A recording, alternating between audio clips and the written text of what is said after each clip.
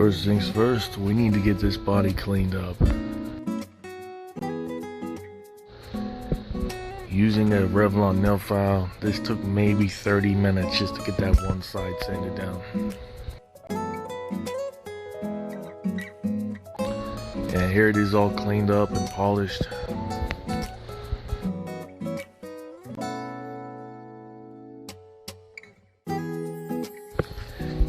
That whole process took way too long, so I got this really good idea using my sprue cutters to cut down as much of the mold line as I could.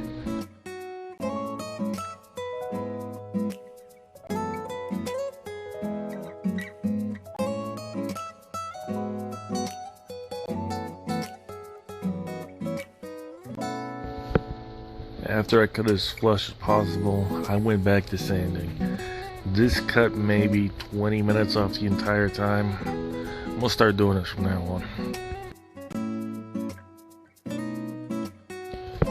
I just finished up the final polishing.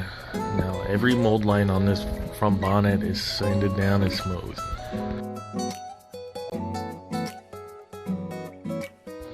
And I do like to use these just for that fact right there. It curves and conforms to the surfaces and makes sanding a whole lot smoother. I've noticed if you use an actual sanding stick or Revell nail files like I do, they will cut in and leave flat spots. And it's a good idea after any sanding to make sure the parts still fit. I had to clean up these headlight buckets a lot, so I just had to make sure the headlights still fit. And that same goes for all the bumpers too. And I have indeed decided to use the bumpers. I don't really like the coupe, so I'm gonna do this just box stock. I was gonna shave it all off and do it as a lightweight version, but yeah, I'll wait till I could find a roadster or convertible to do that too. Oh, and anyone who does build this, make sure you leave those shelves in place. These are designed to be a little bit bigger, because there has to be a shelf there or a register for the bumpers to line up on. I had almost shaved all those off and sanded it smooth. And again, that's why test fitting and mocking things up is important as you go. Otherwise, I would not have noticed that. Here I'm just using the back of my X-Acto knife to rescore these body lines. I got a little too liberal with the glue, so it seeped in there and filled those in.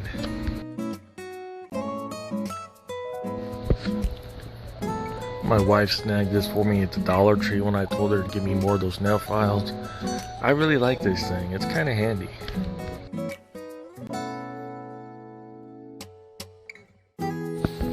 And you'll know just about when the body lines are deep enough, because they will collect all the sanding dust.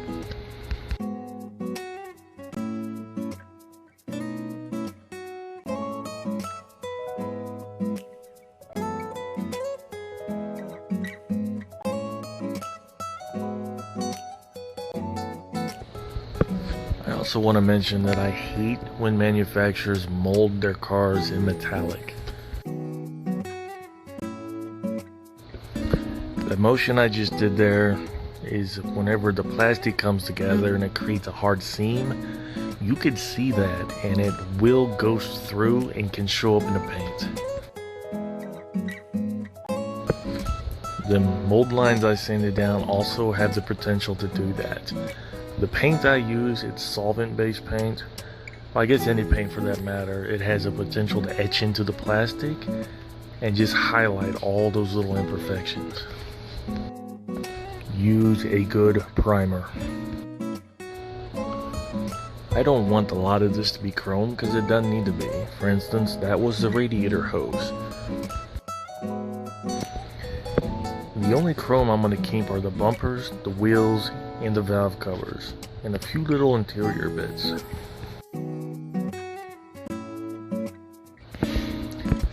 I'm using purple powder to strip my chrome. I have a lot of it because I also clean my driveway with it.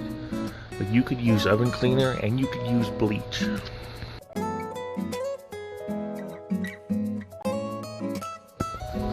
This part will not sink.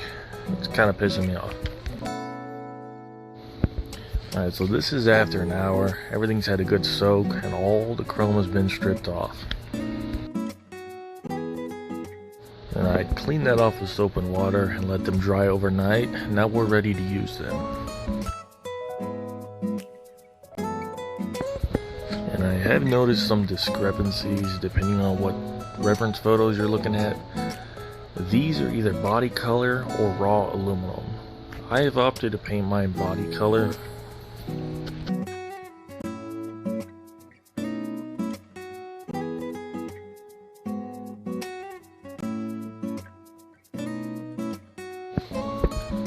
This radiator support piece has a nasty sink mark in it, so I'm just going to fill it with super glue, sand it down.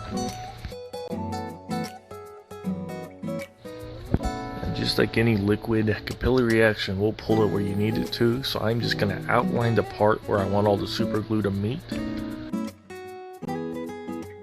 Then I just kind of chop into it with the toothpick just to relieve surface tension. That smooths it out and it will lay out almost perfectly.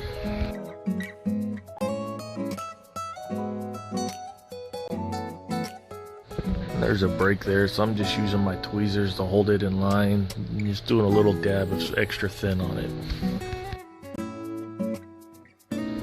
This part isn't seen because it's covered up by the radiator. Oh well, I'm there. Might as well fix it.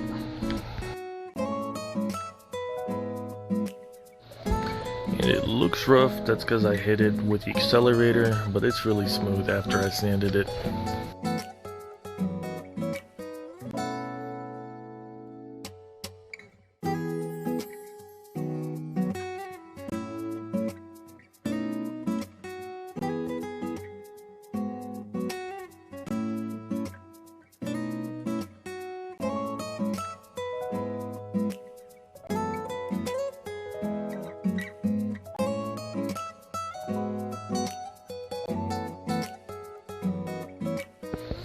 And I am assembling these now. If I learned anything from the Aoshima Wire kit, it's to build everything in assemblies. And we do that in case one little thing gets off, just that one assembly will be off. For instance, if I'm off a 0.5 millimeter somewhere at the rear of the car and I start working forward, that 0.5 millimeter will be magnified at maybe 5 millimeter by the time we get to the front of the car.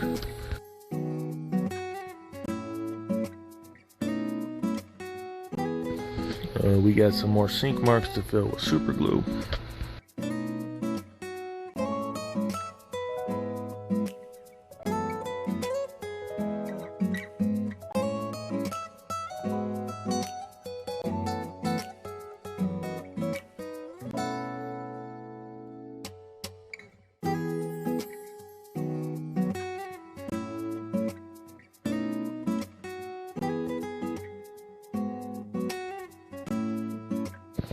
And that is the last of the body work. I sprayed everything in primer and sanded it down. Now I'm just waiting on paint.